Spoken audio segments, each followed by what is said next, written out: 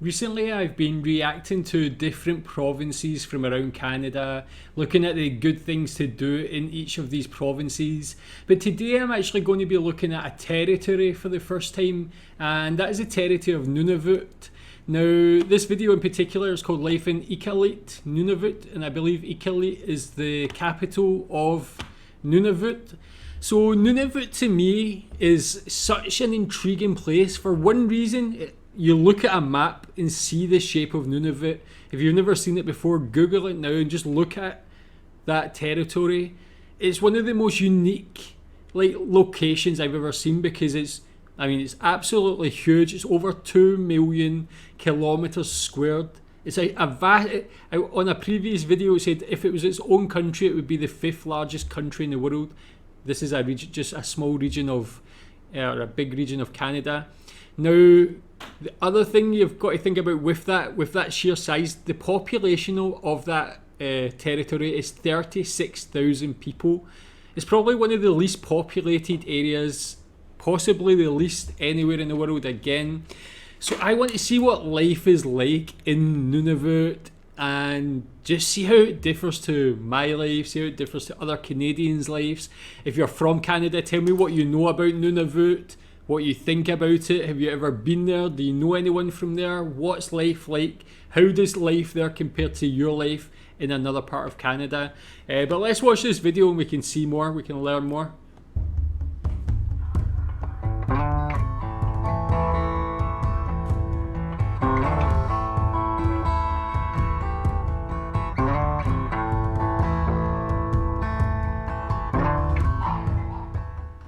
It's 11:47 on Sunday. I guess it feels like the afternoon because the sun's already starting to set, but it's not the afternoon. We're standing outside of our hotel. 11:47 p.m. She said it was starting to set. I'm not sure what time, but because you know, like some parts, when especially very northern parts of the world have these like crazy long days of dark or long days of light as it goes into the summer or winter months. Maybe that's the same here as well. And tell me about this here. I just noticed this here. It's got, is that the kind of language of, let me just see. The language of Nunavut. It looks like very interesting. I've never seen a language. It looks almost like hieroglyphics. Of course, I live in Asia. I've seen a lot of interesting language like Khmer, Burmese, Thai even. But this looks even more, a lot more different to that. Hotel, and we only have a couple hours before the sun really goes down, so we're gonna go walk around and check out the town. I mean, even just looking at this place, it's, I mean, so desolate, so desert, like, I mean, so far away from anything. This is a problem you've got if you live somewhere that's so remote. How would you feel, man? For me, mentally, coming from always living in cities, I feel like I might actually go a bit mad and feel like I'm too far away. I need to be near other big cities or something. Or it could go the other way. You could just feel completely at peace. Like, I'm so far away from other people, man. I can just relax here. But it looks like an interesting place. It's reasonably mild out here, but I don't mind. Mild. Okay, architecture. Yeah. This is one of the local schools here in Iqaluit. And it's interesting, we were told that it was built to be in the shape of whale blubber. I'm not sure if that's actually correct. I haven't checked the facts on that. Is that but true? What's more interesting is that there's hardly any windows. And yeah. Again, we were told that it could be an energy saving thing, but we're not exactly sure. But the schools all seem to not really have windows, and this is I guess the newest one. That, I mean, that in itself is completely mind-blowing. Coming from a guy from Glasgow, from Scotland, who's just seen what I would consider normal schools in my life. But this, man, imagine you're from a place like this and this is where you grew up and this is your type of school. It's so interesting, man. It's just, I guess I understand why it doesn't have windows, and that if there's any heat within the building, if you've got windows, it will release the heat easier. It won't keep the heat inside so much, and it won't let the cold in the other way, of course. But the lack of windows must be quite difficult unless they get regular breaks to go outside and just like see the sun and see like normal life. But Yeah, so did you know about these type of schools? I've never seen anything like that in my life. I guess it makes perfect sense in a place like Yeah, this. the ground is so frozen here that a lot of the sewage lines and water pipes are above the ground, so you can see them all kind of laid out, which is kind of interesting. Makes you think about the sewage more than we do in Toronto. Yeah, that again, like, it makes sense again that if there was any problems, that you're not having to dig into frozen ground and try and access these pipes. But again, it's something being from a place that's obviously not like this. I live in Malaysia where it's 32 degrees Celsius every day. Seeing a place like this, it makes sense, but it's just so far away, so far removed from my life. But I love finding out about places like this, man. Shipping goods. When walking through Iqaluit, you see these giant shipping containers behind houses and buildings, and it's because you have to order all your goods to be brought here by boat, and if you order enough goods, you actually have to buy the shipping container that they come in, and then they just sit behind people's houses, and people turn them into anything from additional housing, as we've seen with smokestacks coming out of some of them, or just they sit here and store stuff, but there are lots of shipping containers. I mean, that something again when you live somewhere so remote, you don't really fully consider that how difficult it is just to get normal everyday things probably. Or I mean, again, like my wife loves online shopping all the time, buying these things, getting them delivered.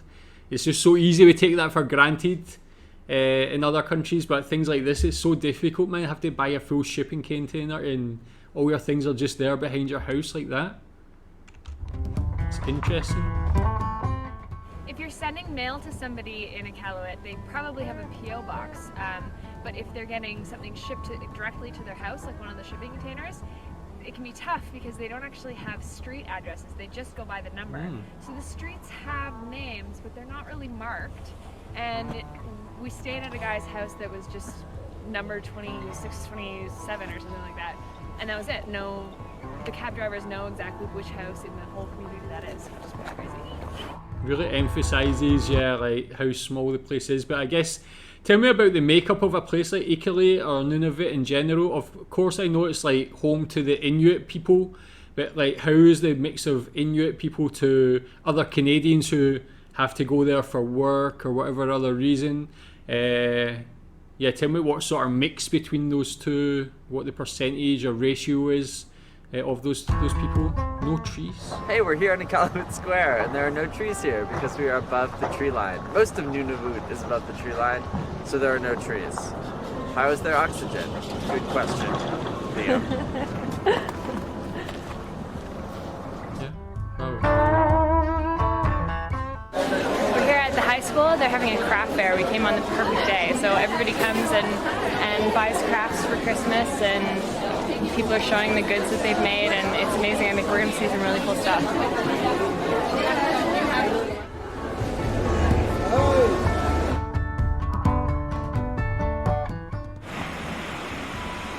Whoa, that must be freezing. Really?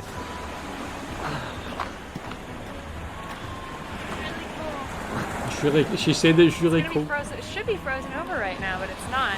When it does freeze over, this becomes like a highway, and people can take their skidoos and whatnot. Is that not dangerous? Across the bay and to head out to the ocean, which is pretty crazy. Well, I don't know if I could trust myself to do that. Too wild? Mild. Inuit art and local history. We're Nice. standing now outside of the museum. I'm not going to try to pronounce it because I probably won't do it right. But we went in yesterday, and they have a great art collection of Inuit art and local artists. They also have artifacts, and there's a little gift shop where you can actually buy the work of the local artists. I think it's by consignment, and it's a great place to pick up souvenirs and artwork. Yeah, I've talked about on previous videos how I enjoy like cities and things with museums and galleries. I like to visit these things, but I mean, you couldn't really find one more unique than that, and you can buy the artwork and things like that. It's great stuff, man. I like to see the preservation of history and culture. So to see places like that, even in a small town like this, in a big region, of course, but it's great they can still give access to people to find out about their history. Local burger joint. I'm interested to see this one. So we're outside of the Snack, which I thought at first the sign was the Love Shack because it has a heart around it, and it was dark at 3 o'clock yesterday when I saw it. We were told to get late night burgers here. It's not late night, but we're gonna have lunch. I want to see the burger. Ooh. That looks good. Going into this project, I never thought I'd ever have to explain what poutine was. But then when we were in the States, we realized that a lot of people don't know what it is or have never had it. So basically, it's a French-Canadian cuisine, and it's French fries with gravy and cheese curds, and the cheese curds melt, and then you eat it. That looks so good to me. And if you're really fancy, you put other stuff on it, but this is the way it's really supposed to be. Where else but the Snack in Iqaluit, Nunavut to get good poutine? What, Montreal? Yeah, Montreal. Yeah, but I think these people are from Montreal. It really warms your heart and soul. Yeah, like I said on a previous video also that in Scotland we have like this takeaway food where you usually get after you've been drinking and things, where it's like chips, cheese and curry sauce or gravy as well. So it's very similar to that, and yeah, I've eaten that a lot of times, but I never had the authentic poutine. What's the best way to make the authentic poutine? Tell me, is it better to add things like she mentioned, or is it best just to keep it simple? Where does the best poutine in Canada? Behind me is North Mart, which is They got a like a mall? Walmart here in Nunavut, and they've actually just opened this weekend the Tim Hortons here, and the person who opened it was sent up from Oakville. She did schooling in Toronto, and Luke and Melissa went to the same high school. Nice. Tim Hortons is definitely new to Nunavut. Apparently before it was here, people used to bring boxes of donuts up on the planes with them whenever they came in. So it'll be interesting to see how the community embraces it or doesn't embrace it. I know one of the local coffee shops that would be a competitor has now started selling pizza to stay kind of going. We actually had pizza the other night. It was really good. But we're gonna go have a Timmy's later. Oh man, it's quite interesting, like that, like capitalism it still affects places like Nunavut, man, where like this huge brand can still go there and compete with these local, probably family-run, small outlets, man. I don't know if it's sad in a way, man, that these people probably just living their life with their coffee shop, and then this big Tim Hortons coming to like start losing business and things. I feel kind of bad for them, especially because if it's maybe like in a bigger city, the owner might have more opportunities. Somewhere like this, they might have less opportunities for that small coffee shop owner, man. But I see at least they're evolving, bringing in pizza. Hopefully they survive and still get a lot of business.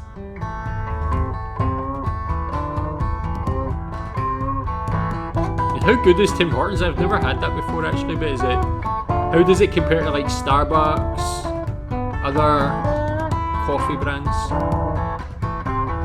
I mean, that is a quite unique place to have a Tim Hortons, but early winter sunset. It's 2:21 p.m. and the sun is setting in that's Iqaluit. It's twilight here, dusk if you will. 2:45 p.m. Whoa. That in itself must be hard to deal with the long dark days. Christmas lights at? What? What time is it? 3 o'clock.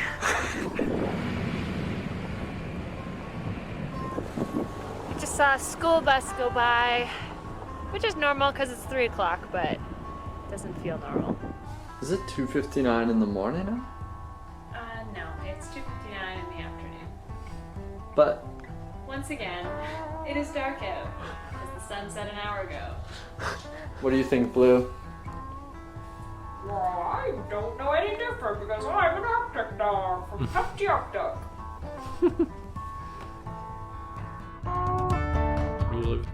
I Nunavut. wholeheartedly recommend coming to the north of Canada to anybody who's never even considered it. It's not something I really considered before this trip this year, but it's unbelievable, and you can learn a lot about Canada and the world if you do make the trip. I would love to visit a place like that, man. I don't think I can move there permanently because I really need to be close to like vibrant cities, but to spend like an extended period of time, a couple months or something, I think I could do that and it would be like a fantastic experience.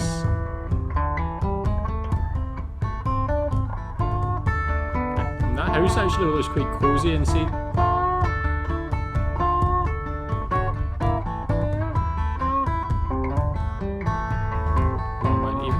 Play parks for children, man. Yeah, I mean, of course there's going to be a lot of children here, so they need like a play park, but just being in this place, man, with so much snow and type of town and stuff, it's again, man, so like vastly different from my life. That's why I love videos like this, to see things that I've may never experienced. That was a good video. So yeah, I'll put the link to the video in the description, so go follow them and give them some support, because that was a very interesting video. Because, you know, like, I'm guessing not a lot of people go to Nunavut or go to Iqaluit, and there might be some people go there, but especially people who are going there to make videos and like give people like me an insight into a place that not only do I know very little about, but it's just so far away from my current life, as I mentioned. And again, as I also mentioned, it's somewhere I'll probably never get to visit in my life, which is sad when you think about it. In a way, you can't visit everywhere, but getting videos like this and getting access like this and just seeing what the town is like, seeing the school, seeing the cafes, the mall and things like that, the supermarket, is very interesting. All those things are like recognisable but also different in their own way. I mean, apart from the school, that was just very, very different. But yeah, tell me what you know about Nunavut. As I mentioned there, how is it thought of in Canada? What are the people thought of? It's got such a small population. I don't know if any sort of generalisations could be made, but tell me what you think about Nunavut. Would you ever go there? Have you ever been? Yeah, I'd love to learn more. So love that video. Thanks for watching.